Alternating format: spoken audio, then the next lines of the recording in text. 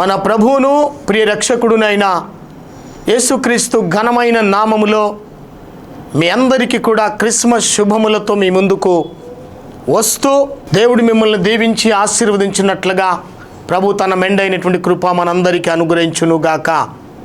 ప్రభునందు ప్రియులారా, మీరంతా బాగున్నారు కదా? క్రిస్మస్ హడావిడిలో మనమందరం కూడా షాపింగ్లని, పిండి వంటలని, మరి ఇల్లు శుభ్రం చేసుకోవడం అని రకరకాలుగా మరి మనము చాలా బిజీ షెడ్యూల్గా మనం ఉంటూ ఉన్నాం. అయినప్పటికీ కూడా దేవుని మహాకృపను బట్టి ఈ క్రిస్మస్ వర్తమానాలు టీవీ ద్వారా వింటున్న మీ అందరినీ కూడా నా ప్రభువు దీవించి ఆశీర్వదించునుగాక. Praise the Lord. నువ్వెంత బిజీగా ఉన్నప్పటికీ చూడండి, మన ఆడంబరాల కొరకు కాదు కానీ మరి దేవుని యొక్క మాటలు వినటానికి నీవు కొంత సమయం కనుక కేటాయించినట్లయితే నా ప్రభువు నిశ్చయముగా ఈ దినమందు ఈ క్రిస్మస్ వర్తమానం ద్వారా నీ హృదయాన్ని, నిన్ను, నీ కుటుంబాన్ని, నీ పిల్లలను దేవుడు ఆశీర్వదించనంటున్నాడు. అందుకు గాను మిమ్మల్ని ప్రేమతో ఈ మాటలు వినడానికి నేను మిమ్మల్ని ప్రేమతో ఆహ్వానిస్తూ ఉన్నాను. సియోను స్వరము అనేటువంటి ఆధ్యాత్మికమైన కార్యక్రమాన్ని సియోను సావాసం నిజామాబాద్ వారు సిద్ధపరిచి మీ ముందుకు అందిస్తున్నటువంటి ప్రత్యేకమైన కార్యక్రమాన్ని దేవుడు నిశ్చయముగా దీవించి ఆశీర్వదించునుగాక. మీ అందరి కోసం నేను ఒక్కసారి ప్రార్థన చేస్తాను. ప్రార్థన ద్వారా ప్రార్థన చేసుకుని వర్తమానంలోనికి ప్రవేశించుదాం. నా ప్రియమైన పరలోకపు తండ్రి, ఘనత, మహిమ, ప్రభావములను మీకు ఆరోపించుకొనొచ్చు ఉన్నాను. దేవాతి దేవానికి స్తోత్రం కలుగునుగాక. ఈ సమయమందు టీవీ ద్వారా వర్తమానం వినడానికి టీవీ ముందు కూర్చున్న ప్రతి బిడ్డను యేసు నామమున నేను ఆశీర్వదిస్తున్నాను. ముఖ్యంగా క్రిస్టమస్ ప్రత్యేకమైన పండగ వేళలో ఎంతోమంది బిజీ షెడ్యూల్గా ఉన్నప్పటికీ ప్రభువా యేసు నామములో ప్రతి బిడ్డను మేము దీవిస్తున్నాం. మాటలు వినడానికి వచ్చిన బిడ్డల్ని ప్రత్యేకంగా దర్శించండి. ఈ టీవీ కార్యక్రమాన్ని స్పాన్సర్ చేసిన కుటుంబాన్ని ఆశీర్వదిస్తున్నాం. మీరును పరలోకమును దీవించండి. గత కొన్ని వారాలుగా, కొన్ని నెలలుగా, సంవత్సరం అంతా కూడా మేము దేవుని మాటలు వింటూ వస్తూ ఉన్నాం. నీ మాట విన్నవారు బ్రతుకుతారు. అలాంటి నీ కృపచేత నింపి మీరు మహిమ పొందమని మమ్మల్ని మా ముందున్న సమయాన్ని నీ బలమైన హస్తములకు అప్పగించుకుంటూ నజరేయుడవగు యేసుక్రీస్తు పరిశుద్ధ నామమున ప్రార్థించి స్తుతించి వేడుకుంటున్నాము తండ్రి. Amen, amen.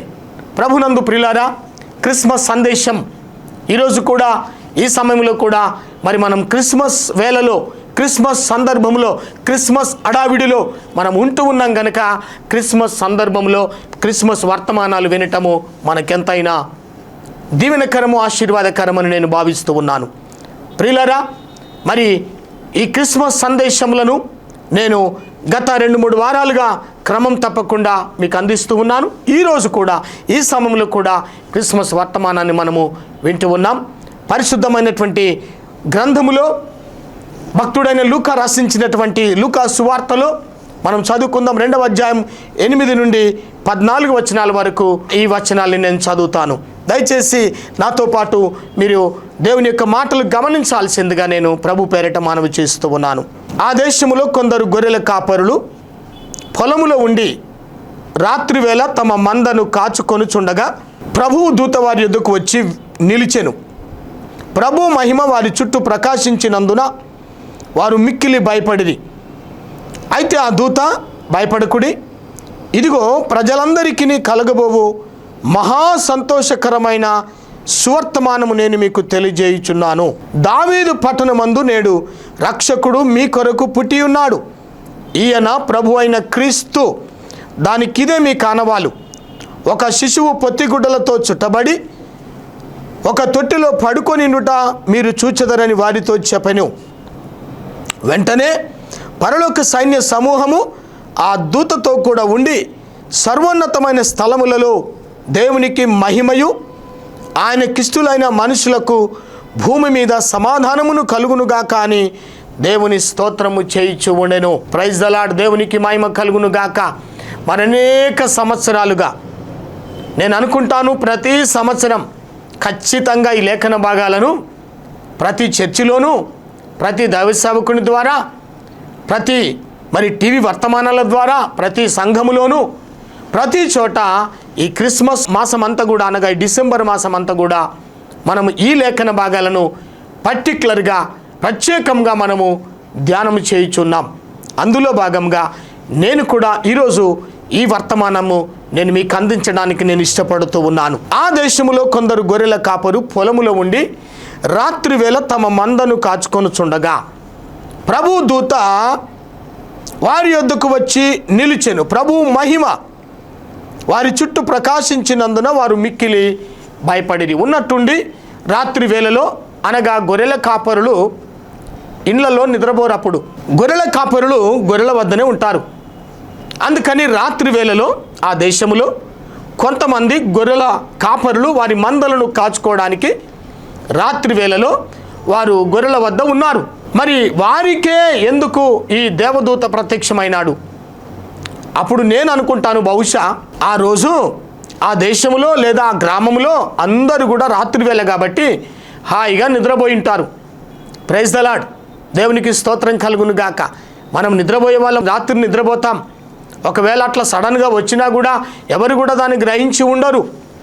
సడన్గా నిద్రపోయే వాళ్ళ దగ్గరికి దేవదూత వచ్చినా కూడా వారికి ఏం తెలియదు. అందుకని మెలకువగా ఉన్నటువంటి ఆ యొక్క గొర్రెల కాపరుల దగ్గరికి ప్రభువు యొక్క దూత, అనగా పరలోకంలో నుండి దిగి వచ్చి సడన్గా వారికి ప్రత్యక్షమైన సందర్భము మనం ఇక్కడ గమనిస్తూ ఉన్నాం. ప్రభు దూత వారి యొద్దకు వచ్చి నిలిచెను. ప్రభు మహిమ వారి చుట్టూ ప్రకాశించినదంట. ఒక దేవదూత పరలోకం నుండి దిగి రావడంతో దేవుని మహిమ, ప్రభు యొక్క మహిమ వారి చుట్టూ ఆవరించి ఉంది. Praise the Lord. ఒక దేవదూత వచ్చి నిలిచినప్పుడే దేవుని మహిమ వారి చుట్టూ ఆవరించినది. మరి నిజంగా దేవుని యొద్దకు వెళ్తే ఇంకా ఎలాంటి మహిమ వారిని ఆవరిస్తుందో, ఖచ్చితంగా దేవుని మహిమ వారిని ఆవరిస్తుంది. ఆ సమయంలో ఇక్కడ చూడండి, ఆ యొక్క సందర్భాన్ని చూసినప్పుడు సడన్గా ఉన్నట్టుండి ఆ వెలుగు, ఆ మహిమ ప్రత్యక్షమైనప్పుడు వారు చాలా భయపడ్డారు. మానవులకు సర్వసాధారణంగా ప్రతి విషయంలో అన్నిటికంటే ముందు వచ్చేది భయం. అందుకే బైబిల్ చెప్తుంది, భయపడకుడి. ఆ దూత కూడా వారితో అన్నది, భయపడకుడి.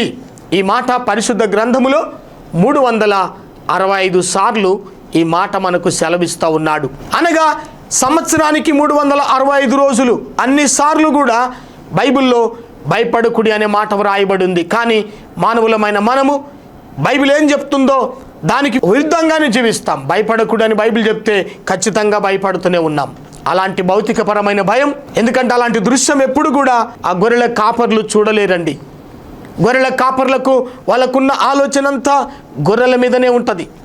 ఏ గొర్రె ఎలా ఉందో అవి మాత్రమే తెలుసు, కానీ మరొక విషయం బయట ప్రపంచం వాళ్ళకి పెద్దగా గ్రహింపు ఉండదు. ఆ పైగా అది రాత్రి వేళలో. మధ్యాహ్నం పూట ఎంత ధైర్యంగా ఉంటామో మనము రాత్రి వేళలో అంత భయపడతా ఉంటాం.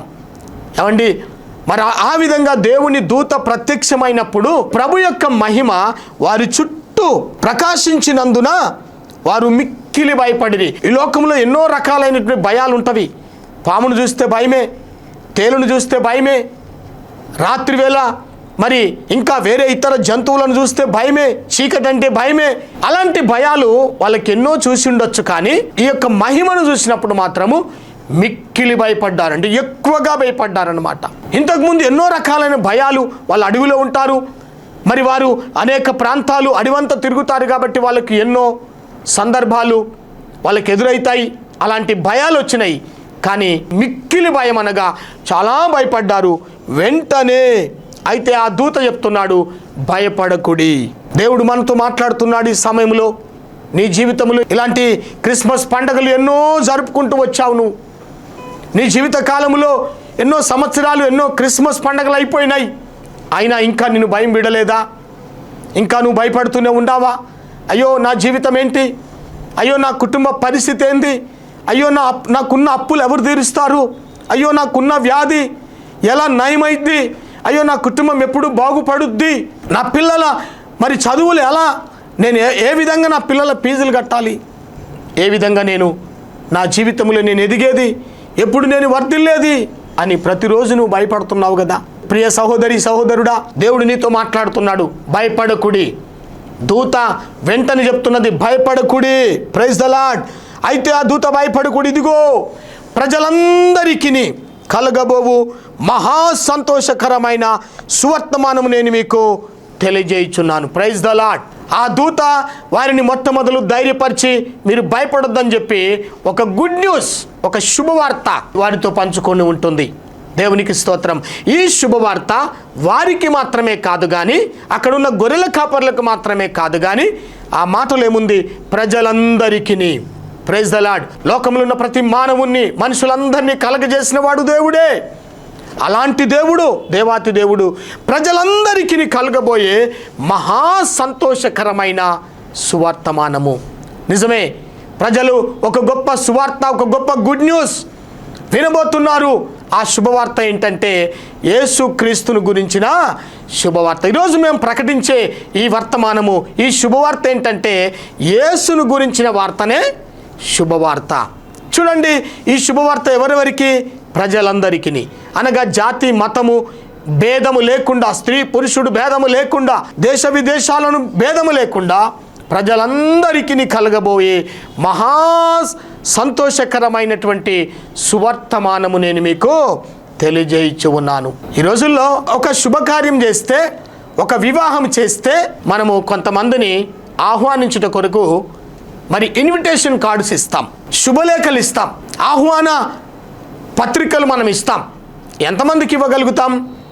మహా అంటే ఒక 500 మందో 1000 మందో 2000 మందికో ఇవ్వగలుగుతాం. అంతమంది వస్తారు. కొంతమందికే కదా మనం ఇచ్చేది. కానీ దేవాతి దేవుడు లోకములున్న ప్రతి మానవునికి శుభలేఖ, శుభవర్తమానమును, గుడ్ న్యూస్ను తెలియజేస్తున్నాడు. ఏంటంటే దావీదు పట్టణమందు నేడు రక్షకుడు మీ కొరకు పుట్టి ఉన్నాడు, అయ్యన ప్రభు అయిన క్రీస్తు. హల్లెలూయా. దావీదు పట్టణం అనగా బెత్లెహేము నగరం. దావీదు పట్టణములో నేడు రక్షకుడు అనగా యేసు పుడుతున్నాడు. యేసు అనగా రక్షకుడు, క్రీస్తు అంటే అభిషక్తుడు. ఈయన ప్రభు అయిన క్రీస్తు అంటే యేసు క్రీస్తు. యేసు అనగా రక్షకుడు, క్రీస్తు అనగా అభిషక్తుడు. మరి ఎవరు ఈ లోకములో నశించిపోయే సర్వ మానవాళి నాశనములో ఉన్నారు, నశించిపోతున్నారు, పాపంలో ఉన్నారు, చీకటిలో ఉన్నారు. అలాంటి మానవాళి కొరకై యేసుక్రీస్తు వారు జన్మించాల్సి వచ్చింది. కనుక దావీదు పట్టణమందు నేడు రక్షకుడు మీ కొరకు పుట్టి ఉన్నాడు. హల్లెలూయా. అనగా ఆల్రెడీ యేసుక్రీస్తు వారు ఆ దావీదు పట్టణములో అనగా బెత్లెహేము నగరములో యేసు ప్రభు వారు పుట్టినాడు అన్న వార్తను ఆ ఊర్లో ఉన్నారు, కానీ ఆ ఊర్లో ఉన్న వారికి ఎవరికి తెలియదు. మెలకువగా ఉన్నవారు గొర్రెల కాపరులు. అందుకే దేవదూత సరాసరి ఎక్కడి నుండి వచ్చింది? ప్రభు యొద్ద నుండి వచ్చింది. అనగా ప్రభువే పంపించాడు, దేవుడే పంపించాడు. ఆ దేవాతి దేవుడు వారితో మాట్లాడుతున్నాడు. ప్రజలందరికీ కలగబోవు మహా సంతోషకరమైన సువర్తమానం. ఈ రోజుల్లో క్రిస్మస్ అంటే క్రీస్తును ఆరాధించడం. ఆరాధించకుండా నువ్వేదేదో చేస్తే నిజమైన సంతోషం కాదు. మరి లోకంలో ప్రతి ఒక్కరు కూడా సంతోషించవలసిన విషయం ఏంటంటే నిన్ను రక్షించుట కొరకు ఒక రక్షకుడు పుట్టినాడు. ఆయననే ప్రభు అయిన క్రీస్తు. ఆ క్రీస్తు పుట్టినాడు అన్న వార్తను దేవదూత ద్వారా తెలియజేయబడుతూ ఉంది. కనుక ఒక శిశువు పొత్తి గుడ్డలతో చుట్టబడి ఒక తొట్టిలో పడుకొని ఉండుట మీరు చూచెదరని వారితో చెప్పెను. Praise the Lord. కనుక ఈ విషయాన్ని మొట్టమొదలు విన్నవారు, ఈ శుభవార్త విన్నవారు గొల్లవారండి. గొర్రెల కాపరులు శుభవార్త విన్నారు. వారు విని వాళ్ళకేం చెప్తున్నాడంటే మీరు ఒక శిశువు పొత్తి గుడ్డలతో చుట్టబడి ఒక తొట్టిలో పడుకొని ఉండుట మీరు చూస్తారు అని చెప్పినాడు. దేవదూత వచ్చి వారితో చెప్తూ ఉన్నాడు. ఇక్కడ చూడండి, మనం గమనించినట్లయితే వెంటనే పరలోక సైన్య సమూహము ఆ దూతతో కూడా ఉంది. అనగా పరలోకం నుండి మొట్టమొదలు సువార్త తీసుకొచ్చింది ఒక దూత అయితే, ఆ దూతతో కూడా ఉండి పరలోక సైన్య సమూహమే అనగా దేవదూతలందరూ, పరలోకంలో ఉన్న సైన్యం అంతా కూడా ఈ భూమి మీదకి వచ్చి ఆ రోజు ఆ రాత్రంతా సందడి. దేవునికి స్తోత్రం కలుగును గాక. అందుకని మనం చక్కగా పాట పాడతాం కదండి. ఏం పాట? బెత్లెహేములో సందడి, పశువుల పాకలో సందడి. దేవునికి స్తోత్రం కలుగును గాక. ఈ సందడి వెదర్లో, సందడి యొక్క వాతావరణంలో ఆ గ్రామం అంతా కూడా ఆ దేశం అంతా కూడా నిండిపోయిన సందర్భం ఇక్కడ మనం గమనిస్తూ ఉంటున్నాం. పరలోక సైన్య సమూహం వచ్చి ఆ దూతతో కూడా ఉండి వాళ్ళు ఏం మాట్లాడుతున్నారు? ఒక చక్కని పాట వారు ప్రభువును గురించి పాడుతున్నారు. సర్వోన్నతమైన స్థలములలో దేవునికి మహిమ. హల్లెలూయా. ప్రియ సహోదరి సహోదరుడా, ఈరోజు ఈ పండగ దినమున ఈ యొక్క క్రిస్టమస్ సందర్భములో నీవు నేను ఆనందించాల్సింది ఎందులో ఉన్నది? ఆనందం అనగా ఆయనను మహిమపరిచినప్పుడు. దేవునికి స్తోత్రం కలుగును గాక. నిశ్చయముగా మనము యేసుక్రీస్తును, ప్రభువుల ప్రభువును, రాజుల రాజును మనము మహిమపరచాలి. దేవదూతలు సైతం కుమారుడిగా పుట్టినటువంటి యేసుక్రీస్తును ప్రభువుగా వారు గుర్తించి ఆ పరలోకమే భూమి మీదకి దిగివచ్చి ప్రభువును మహిమపరుస్తున్నారు. ఈరోజు దేవుని యొక్క సన్నిధికి వెళ్తున్నటువంటి నీవు, నీ ద్వారా మన దేవుడు మహిమపరచబడుతున్నాడా? నువ్వు పాడే పాటల ద్వారా, నువ్వు దేవుని మందిరానికి వెళ్తున్నావు, నువ్వు చేసే క్రియల ద్వారా, నువ్వు చేసే కార్యముల ద్వారా, నువ్వు పాడే పాటల ద్వారా, నువ్వు చదువుతున్న వాక్యము ద్వారా, నీవు జీవించుచున్న జీవితం ద్వారా మన దేవుడు మహిమపరచబడుతున్నాడా? ప్రియ సహోదరి సహోదరుడా, ఈరోజు ఇలాంటి క్రిస్మస్లు నీ జీవితంలో ఎన్ని గతించిపోయినాయో, నువ్వు దేవునికి మహిమకరంగా నీవు ఉన్నావా? ప్రభు అంటున్నాడు దేవునిని మహిమపరచాలట. కీర్తనలు 50లో చివరి మాట ఏమంటున్నాడంటే, స్తుతి యాగం అర్పించువాడు నన్ను మహిమపరచుచు ఉన్నాడు. హల్లెలూయా. నేను వానికి దేవుని రక్షణ కనబరుచున్నట్లు వాడు మార్గం సిద్ధపరచుకొనును. హల్లెలూయా. కాబట్టి ఇక్కడ పరలోక సైన్య సమూహం వచ్చి ఆ దూతతో కూడా ఉండి ఏమని పాడుతున్నారు? సర్వోన్నతమైన స్థలములలో దేవునికి మహిమ, ఆయనకిష్టులైన మనుషులకు భూమి మీద సమాధానము కలుగునుగాక అని దేవుని స్తోత్రము చేయుచున్నారంట.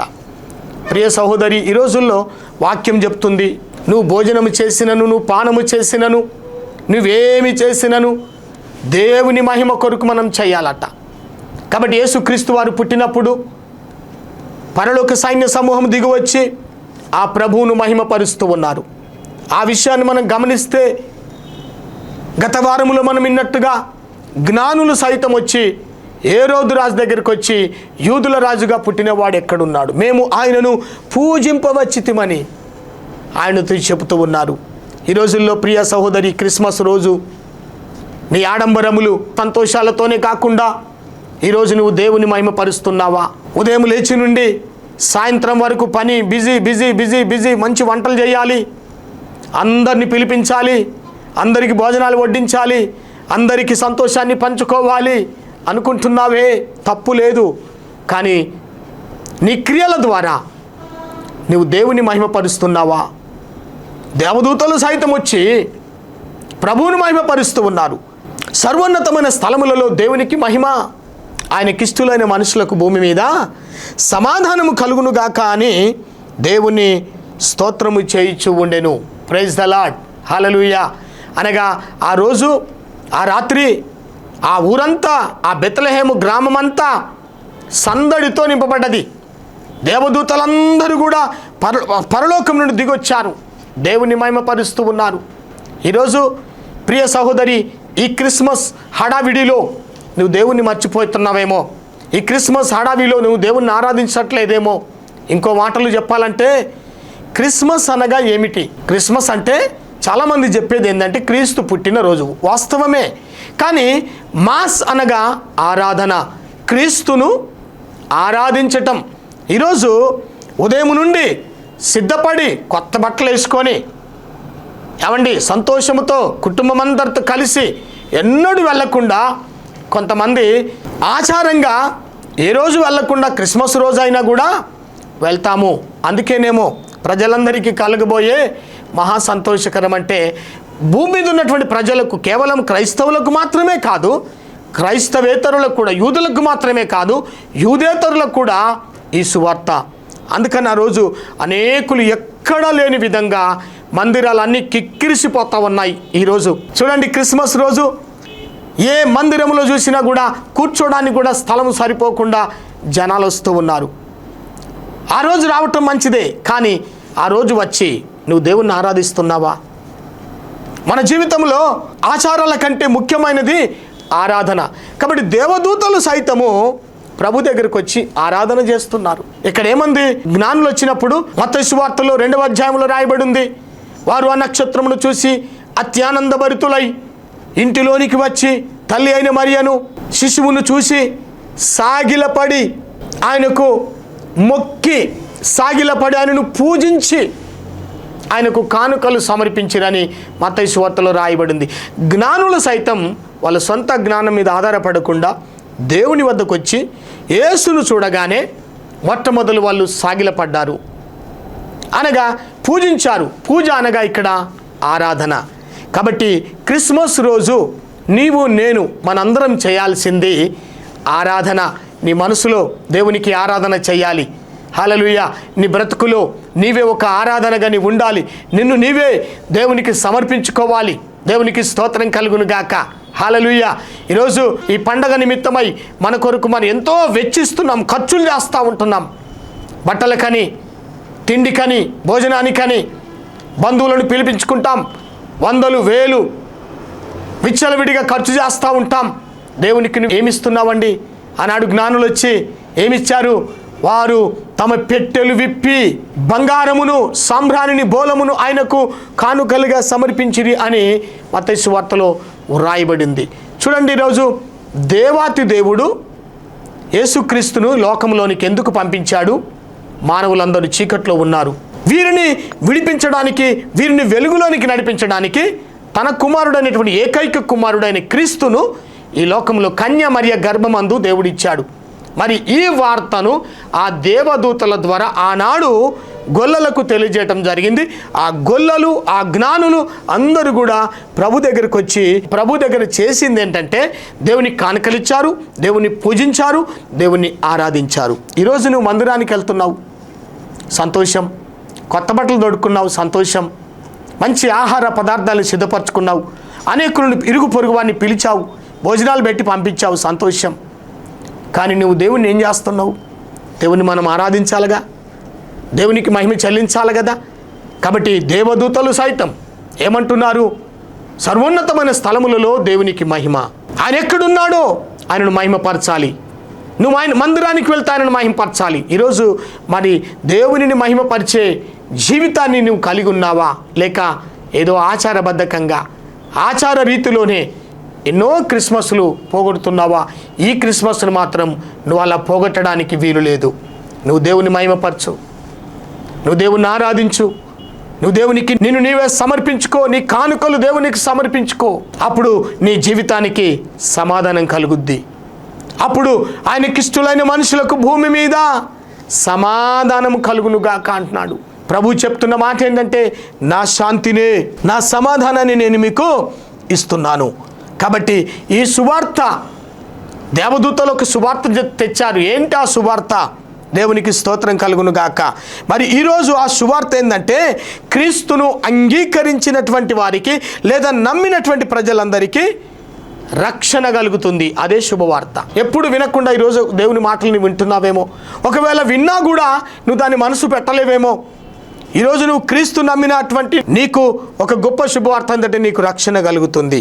ఆ మాట మనకు యోహాను సువార్త 3:16లో చెప్తున్నాడు.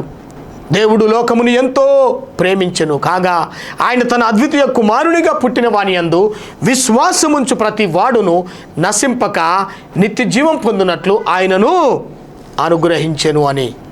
Praise the lord.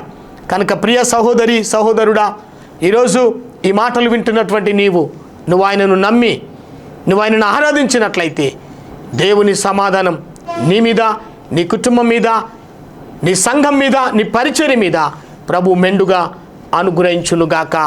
దేవుడి యొక్క మాటలు దీవించి ఆశీర్వదించునుగాక. ఈ క్రిస్మస్ సంతోషాలను, సంబరాలను, మరి దేవుణ్ణి ఆరాధించడంలో ఉన్నంత సంతోషం మరొక దాంట్లో లేదండి. తిని త్రాగిన దాంట్లో సంతోషం లేదు, కొత్త బట్టలు వేసుకున్న దాంట్లో సంతోషం లేదు. కానీ నా ప్రియమైన సహోదరి సహోదరుడా, క్రీస్తును ఆరాధించడంలో, క్రీస్తులో నిజమైన ఆనందం ఉంది. అందుకని ఈరోజు వాక్యం చెప్తుంది మరొక మాట, ప్రభునందు ఎల్లప్పుడూ ఆనందించుడి అని చెప్తా ఉన్నాడు. ఈరోజు నువ్వు మందిరానికి వెళ్ళి భౌతికపరమైనటువంటి, ఈ దేహ సంబంధమైనటువంటి, లోక సంబంధమైనటువంటి ఆనందం మాత్రమే కాకుండా దేవుడిచ్చే ఆనందం, దేవుడిచ్చే సమాధానాన్ని మనం అనుభవించుదాం.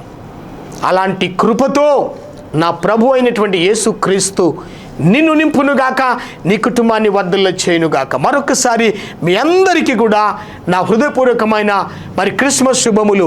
మా సంఘం తరపునను, మా కుటుంబం తరపునను మీకు మరొకసారి happy Christmas and happy new year. దేవుడు మిమ్మల్ని దీవించి ఆశీర్వదించునుగాక.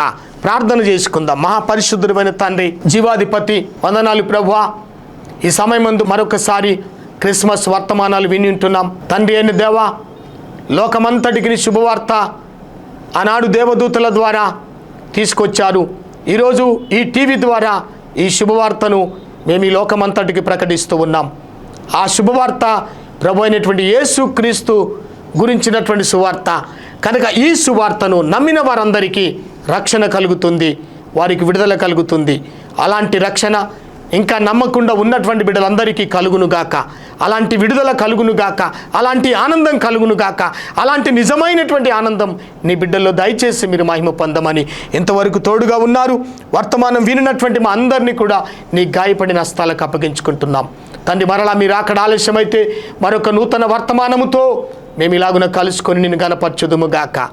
ఇదిగో ఈ సమయంలో ఎవరైనా అనారోగ్యంతో, అస్వస్థతల చేత, సమస్యల చేత, బాధల చేత, ఇరుకుల చేత, ఇబ్బందుల చేత, శ్రమల చేత ఉన్నారేమో వారందరినీ ఇప్పుడే యేసు నామములో నేను ఆశీర్వదిస్తున్నాను. పరలోకములను మీరు ఆశీర్వదించి అద్భుతం జరిగించి మహిమ పొందమని ఘనత, మహిమ, ప్రభావాలు మీకే సమర్పించుకుంటూ యేసుక్రీస్తు పరిశుద్ధ నామమున ప్రార్థించి స్తుతించి వేడుకుంటున్నాము తండ్రి. ఆమెన్. మన ప్రభు అయిన యేసుక్రీస్తు కృపా సమాధానములు, తండ్రి అయిన దేవుని ప్రేమ, పరిశుద్ధాత్మ యొక్క అన్యోన్య సావాసం కూడి వచ్చిన మనందరికీ, విశేషంగా టీవీలో వర్తమానం వింటున్న మీకును మీ కుటుంబాలకును ఇప్పుడును సదాకాలము తోడై నీడయుండునుగాక. ఆమెన్. దేవుడు మిమ్మల్ని ఆశీర్వదించునుగాక. Praise the lord.